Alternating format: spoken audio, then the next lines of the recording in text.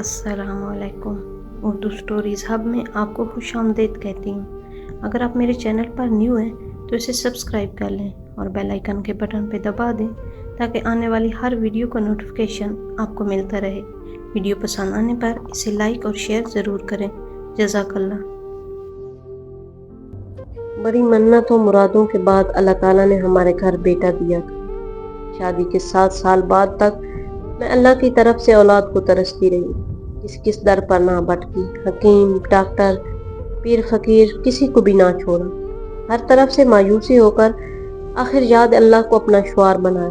5 वक्त नमाज पढ़ती थी और दुआ मांगा करती थी। खुदा की याद से मायूसी कुफ्र है। जब तक सांस है तब तक आस है। मैं भी दुआ मांगती रही। हर सजदे में आंख से आंसू जरूर टपक जाते थे। जो दुआ दिल से निकलती है असर रखती है।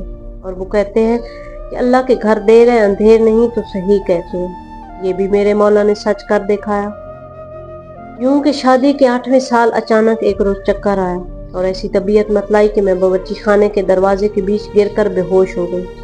शुक्र है मेरे मियाँ इस वक्त घर पर मौजूद थे। उन्होंने फौरन मुझे गाड़ी में डाला और अस्पताल ले गए। खुद इनके हाथ पांव फूल गए थे कि न जाने मेरी बीवी को क्या हो गया है। हो सकता है मिर्गी का दौरा पड़ा हो। लेकिन जब लेडी डॉक्टर ने ये खुशखबरी सुनाई कि आपकी बीवी उम्मीद से है, तो मेरे मियाँ शादी मर्ग से दो चार होते होते बचे। बस फिर क्या था। उजड़े चमन में बहार आ गई। दिन गिने जाने लगे कि कब वो घड़ी आए जब घर में बच्चे के रोने की पहली आवाज सुनाई दे और माँ बाप दादा दादी के दिल फूलों की तरह खिल उठे। महीनों पहले से नाम तजवीज होने लगे।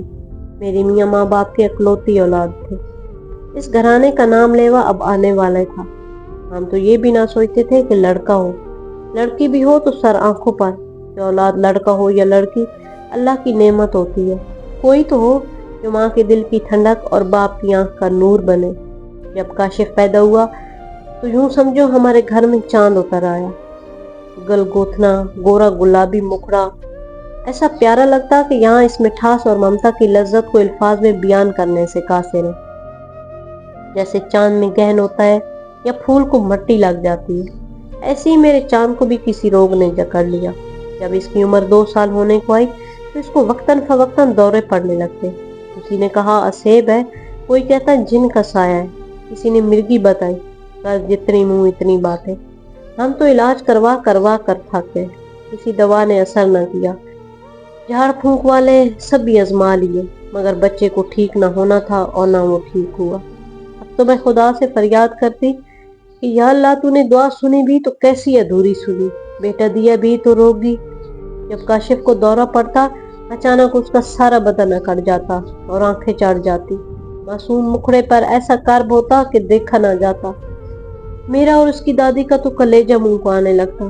एक दिन मेरे बेटे को अचानक दौरा पड़ा तो उसकी हालत गैर हो गई। उस रोज मेरा जी ऐसा कटा कि बिलक बिलक कर रोई और दुआ की कि खुदाया तू काशिफ को तंदुरुस्त कर दे या इसके बदले में हम में से किसी को उठा ले, मगर इसको अच्छा कर दे। जाने कैसी कबूलियत की घड़ी थी। काश दुआ करने से पहले इंसान जरा सोच ले, मगर मुजनादान ने जरा भी ना सोचा इसका क्या नतीजा होगा।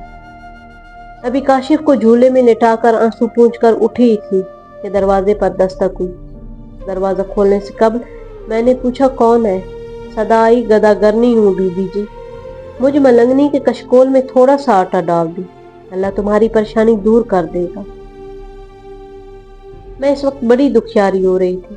दिल में बस एक ही मुराद थी कि मेरा बेटा बस सेहतयाब हो जाए।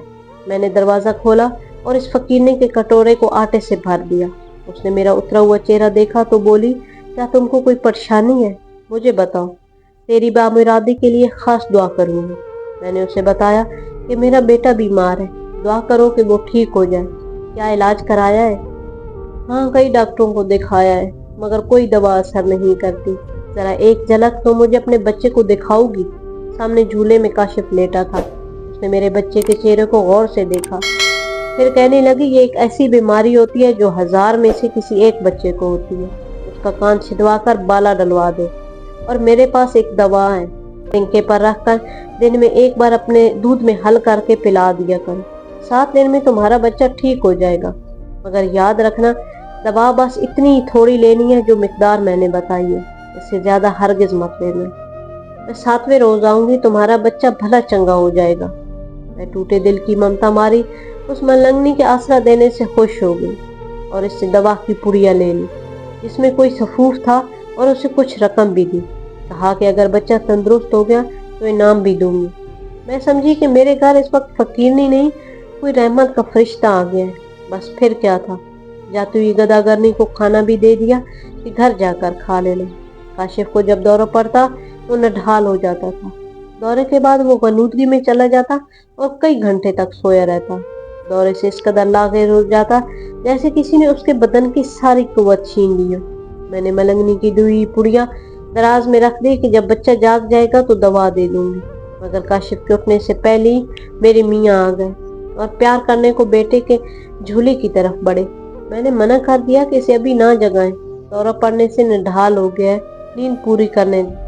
پھر میں نے خوشی خوشی ان کو آج کی بات بتائی کہ ایک فقیر نہیں آئی تھی، ایک پڑیا دے گئی ہے، کہتی تھی اس کو تنکے پر رکھ کر ذرا سی کھلا کر اپنا دودھ پلا دینا، یہ ٹھیک ہو جائے گا۔ وہ بولے تم نے دوایا کھلائی تو نہیں؟ نہیں ابھی نہیں کھلائی۔ وہ کہنے لگے ایسی جیلی ملنگنیاں بہت پھرتی ہیں، تم عورتوں کو بے وقوف بنانے کی۔ ادھر لاؤ وہ پڑیا، میں دیکھوں تو میں نے پڑیا دراز میں سے نکال کر دے دی۔ انہوں نے اسے کھول کر دیکھا تو ہنسنے لگے اور بولے یہ تو راکھ ہے چولہے کی، یہ ملنگیاں فقیرنیاں فراڈ ہوتی ہیں، تم جیسی سادہ عورتوں کو بے وقوف بناتی ہیں، ٹھگ کر لے گئی ہوگی تم سے موٹی رقم۔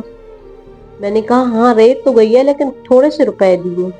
اچھا ٹھیک ہے مجھے تو میں اس کو چکھتا ہوں، پھر تم بھی چکھ کر دیکھ لینا، یہ چولہے کی راکھ کے سوا کچھ نہیں ہے۔ یہ کہہ کر انہوں نے اس پڑیا کو منہ میں ڈال کر پورا سفوف نگل لیا اور اوپر سے پانی پی لیا۔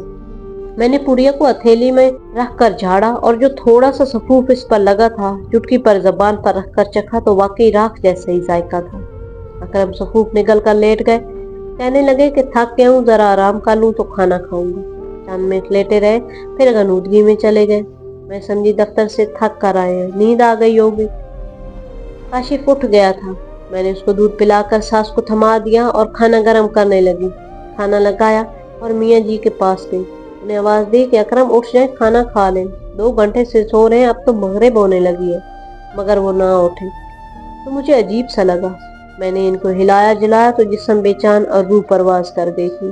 روح بدر میں ہوتی تو جواب دیتے۔ ان کا منہ بند تھا، آنکھیں بھی بند تھی، بس تھوڑا سا خون ناک سے نکلا تھا، جسم تو گویا برف کی سل کی طرح ٹھنڈا پڑ چکا تھا اور ہونٹ نیلے پڑتے جا رہے تھے۔ یا اللہ یہ کیا ماجرا ہے، میں کلیجہ تھام کر رہ گئی۔ ساس کو آواز دی، اتنے میں سسر صاحب بھی دکان سے آ گئے۔ انہوں نے بیٹے کی نبض دیکھی، آنکھوں کے پپوٹے پلٹ کر دیکھا اور بولے انا للہ و انا الیہ راجعون۔ سسر کی زبانی یہ کلمات سن کر میں نے بین شروع کر دیے اور کلائیوں کی چوڑیاں ان کے پلنگ کی پٹی سے توڑ ڈالی، اپنی کلائیاں خون کر ڈالی۔ آہو بکا سن کر نوسی بھی دوڑے آئے۔ ساس نے اپنے لختے جگر کو بے جان دیکھا تو دل تھام کر بے ہوش ہو گئی۔ وہ فقیرنی نہ تھی، شاید اجل کا فرشتہ تھی جو گداگرنی کے روپ میں آئی تھی۔ وہ موت کو پڑیا میں باندھ کر لے آئی تھی اور میرا سہاگ لوٹ کر لے گئی۔ وقت کو گزرنے سے کون روک سکتا ہے، دن مہینوں اور مہینے سالوں میں بدلتے گئے۔ میں نے بیوگی کی چادر اوڑھ کر عمر کاٹ دی۔ آج کاشف ماشاءاللہ جوان ہے اور 2 بچوں کا باپ ہے، ہو بہو اپنی باپ کی شکل پر ہے۔ میں تو اس کی صورت دیکھ کر جیتی ہوں۔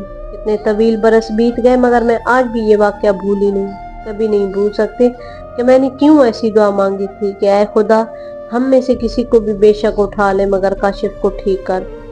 باپ کو بیٹے سے پیار تھا، اجل نے قربانی کے لیے انہیں منتخب کر لیا، وہ بیٹے پر قربان ہو گئے۔